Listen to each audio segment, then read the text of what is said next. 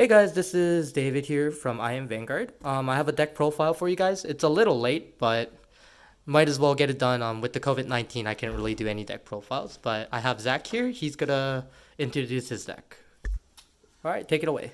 This is Claret Sword. My variant of it that I'm running, I'm only running the 4 copies of Claret because this is your win condition. You do not want to draw into anything else.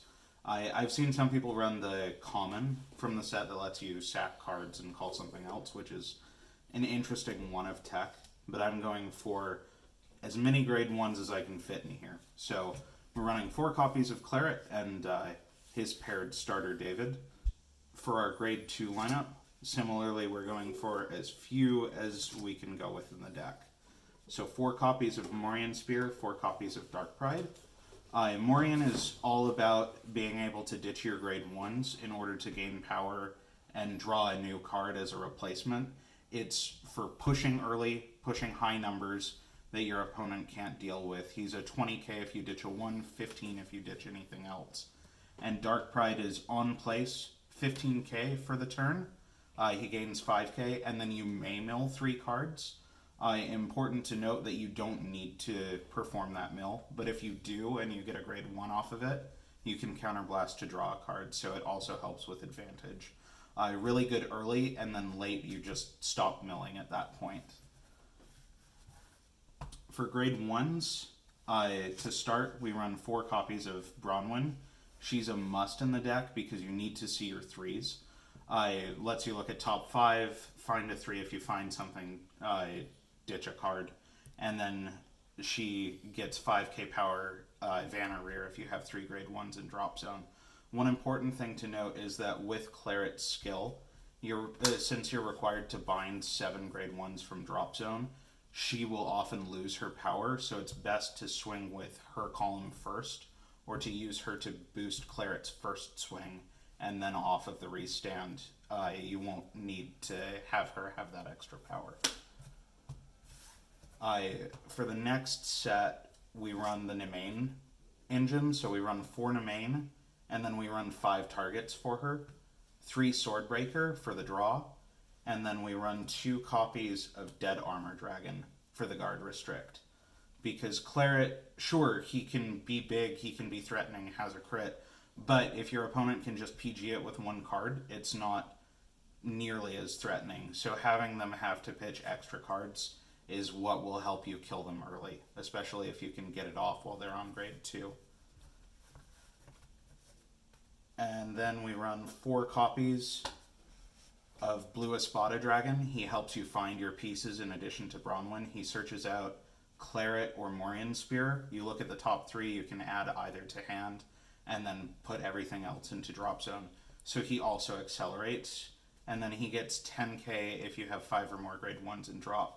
So he helps make big numbers and push for early damage.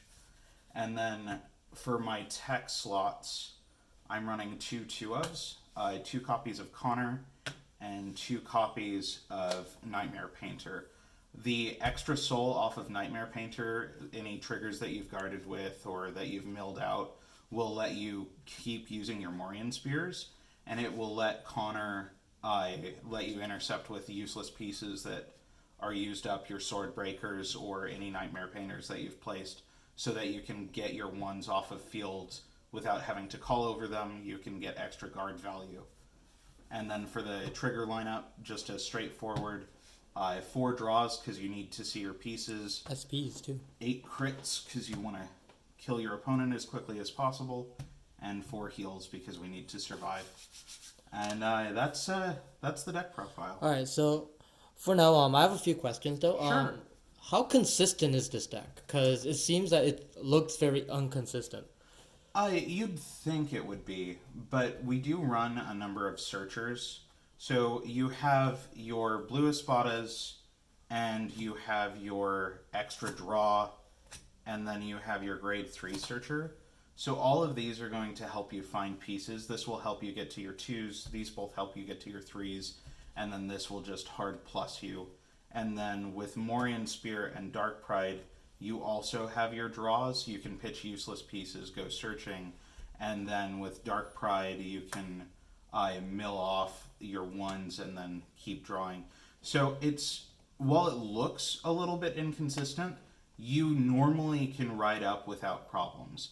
The real issue with the deck is that because Claret requires 7 grade 1s to be bound, you have to neg yourself quite a bit to get there. And then once you've used up his skill, you're really only going to get it off once or twice in a game. So you have to be going for early game in this deck. That's why there are so many 1s and why your 2s all need to gain power. This isn't a grade 3 game deck. This is a grade 1 and 2 game deck. You are calling your pieces early, calling your 1s, swinging into their board, and then you're calling most of your hand down to try and push for early damage. You want to get them to 4 before you ride up to grade 3 so that both of your Claret swings are lethal. Okay, and any bad matchups? Because you know how the meta is right now? COVID-19. As far as bad matchups go, I'd say that against Protect, of course, you have a really bad matchup, but because it's not really in the meta, at the moment it's not much to worry about. Aside from that, it's definitely Narukami because they can pick your pieces off of the board. So anything that you put out to push early, they're going to remove. So just make sure not to call your 1s to the front row so that they can't bind them out before you can use them for your skills. And honestly, that's one of the reasons I like Connor, is because you can rip your own things off of the board, and then Morian will let you pitch cards from hand rather than having to call them, so that your opponent can never remove them permanently from the game. Any combos that you have like when you're like finishing the opponent, or is this like you have to play it like this way to kind of pilot this type of build much better? So this is pretty close to the kind of board state that you'll see when you're playing Claret. You'll have your 2 main attackers in your front row. Dark Pride was probably placed earlier, so probably didn't gain any sort of power. He's just a 10k. Blue Espada, you probably did place this turn, so he's going to be 18. Will have milled you some. You'll have milled off of Claret and gotten probably 10 or 20k. And then Morian, you'll have pitched grade 1 so that he can gain 10k power for the turn. And so what we're looking at here is 28k column, 33 if you swing with it first because you have your 1s and drop. If you're able to get more 1s and drop to where you have 11 of them, then it's going to be 33k the whole turn. Wow. We're looking at a 28k column here, and then assuming that we hit moderate, just 1 card off of Claret, we're looking at a 28k first swing and then 23k on the second swing. So generally, if you're set up like this, where you have your 3 extra pieces, you're going to want to start with Van. So what we'll do is we'll swing and we'll perform our Twin Drive. Normally you're going to stack power on the Vanguard. Your opponent's probably at 4 damage. So we're going to put the crit on our biggest column over here. And then after the battle, we're going to go ahead and counterblast. We're going to bind 7 grade 1s out to restand our Vanguard. Busted. And then we're going to swing with it again. This time we'll Soul Blast 1 and sacrifice our Dead Armor Dragon. So our opponent has to guard with 2 cards on this swing. And we only have 1 trigger on this one, so we're going to drive check. Oh. Another crit.